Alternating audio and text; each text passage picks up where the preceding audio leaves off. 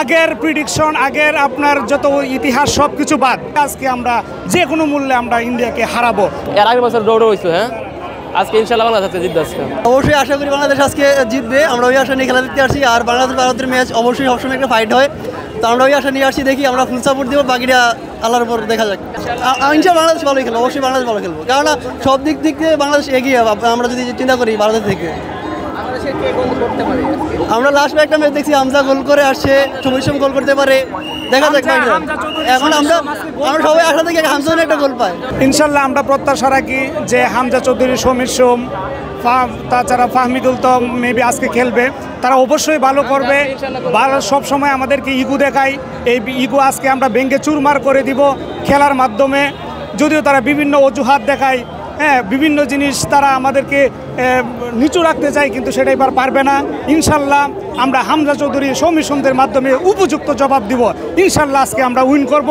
আগের প্রিডিকশন, আগের আপনার যত ইতিহাস সব কিছু বাদ, কারণ আগের আপনার টিম ভ্যালু দেখুন, এখনকার টিম ভ্যালু দেখেন, ওদের ভ্যালু থেকে আমাদের ভ্যালু অনেক উপরে, অনেক হাই। এখন আমরা অনেক রিচ অলরেডি, ওদের দেশে ওদের মাটিতে খেলে আমরা ড্র করে আসছি। ইনশাল্লাহ আশা করি এখন আমরা জিতব। যদিও আমরা একটু কোচ নিয়ে শঙ্কিত আছি, ঠিক আছে, কোচের প্রতি আমাদের একটা অনাস্থা আছে।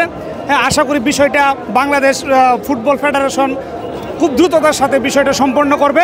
ইনশাল্লাহ আমরা আজকে হয়তো জিততে পারি, সম্ভাবনা রাখি 100% জিতব, যেহেতু আমাদের প্লেয়াররা অনেক ভালো, অনেক উচ্চমানের প্লেয়ার আছে এখানে, যারা বিভিন্ন উন্নত দেশগুলোতে তারা লিগে খেলছে।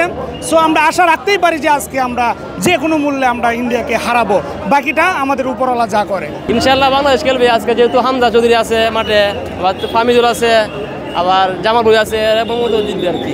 এর আগের বছর ড্র হয়েছে, হ্যাঁ, আজকে ইনশাআল্লাহ বাংলাদেশ আজকে জিতবে। আজকে এগিয়ে আজকে মনে করেন বাংলাদেশ যে নেপালের ওই খেলাটা খেলছিল, এটা মনে করেন যদি জিততে পারতো র্যাঙ্কিং আগে থাকতো, বাংলাদেশ আজকে মনে করেন ইনশাআল্লাহ জিতবো।